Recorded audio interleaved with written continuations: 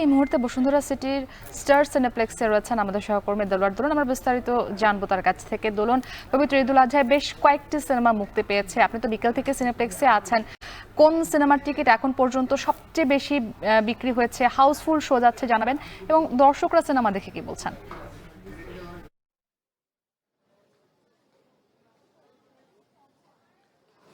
এইবার ঈদকে ঘিরে 6টি সিনেমা মুক্তি পেয়েছে। তবে সবচেয়ে বেশি আগ্রহ কিংবা দর্শকদের আমরা দেখেছি যে সাকিব খানের অভিনীত যে সিনেমা তাণ্ডব ঘিরে।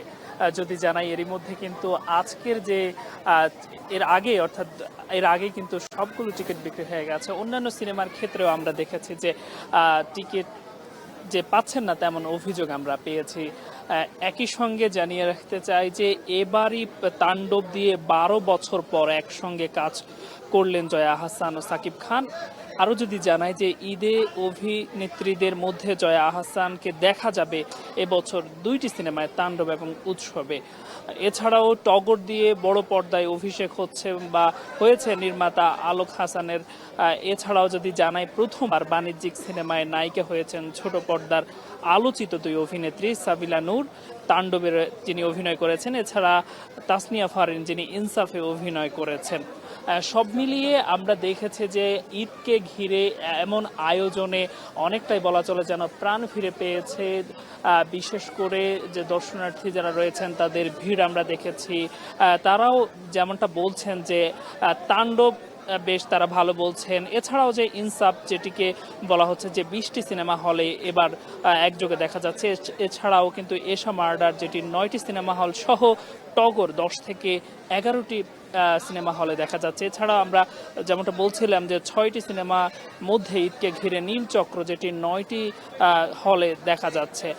সবচেয়ে বেশি যে সিনেমাটি বেশি প্রেক্ষাগৃহে কিংবা সিনেমা হলে দেখা যাচ্ছে সেটি হচ্ছে তাণ্ডব, 132টি সিনেমা হলে দেখা যাচ্ছে। আর যাকে ঘিরেই মূলত বেশি আমরা উৎসুক দেখেছি দর্শনার্থীদের মধ্যে আমরা কথা বলেছিলাম, তারা বলছিলেন যে তাণ্ডবে সাকিব খানকে নতুন আঙ্গিকে দেখা যাচ্ছে। অর্থাৎ এর আগেও তিনি যে সিনেমাগুলোতে অভিনয় করেছেন সেখানেও তাকে নতুন আঙ্গিকে যেমনটা দেখা গেছে, সেখানে এইবারও কিছুটা ব্যতিক্রম রয়েছে। সব মিলিয়ে তিনি দর্শকদের মাঝে নতুন রূপে ফিরে আসছেন, যেটিকে দর্শনার্থীরা স্বাগত জানিয়েছেন। সব মিলিয়ে বলা যায় যে এখন যে শোটি চলছে সেটি হয়তো 9টা নাগাদ শেষ হবে। এখানে আমরা যেমনটা জানতে পেরেছি যে প্রত্যেকটি প্রেক্ষাগৃহগুলো পরিপূর্ণ রয়েছে। একই সঙ্গে আগামীকালের কথা যদি বলি, আগামীকাল এবং এর পরের দিন, এই 2 দিনেও কিন্তু যে 6টি সিনেমাকে ঘিরে 2-1টি সিনেমা বা 2-1টি হলরুমের কিছু সংখ্যক টিকিট থাকলেও বাকিগুলো এর মধ্যে বিক্রি হয়ে গেছে।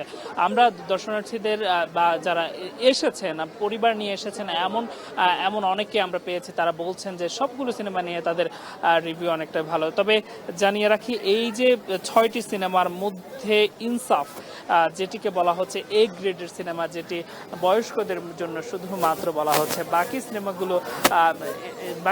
ক্ষেত্রে আমরা দেখেছি যে দর্শনার্থীদের ভিড়। সব মিলিয়ে স্টার সিনেপ্লেক্সের বসুন্ধরা সিটিতে এই ছিল আমার কাছে থাকা সবশেষ তথ্য। এবারে পবিত্র ঈদুল আজহায় মুক্তি পাওয়া সিনেমার হালচাল জানাচ্ছিলেন সহকর্মী দেলোয়ার দোলন।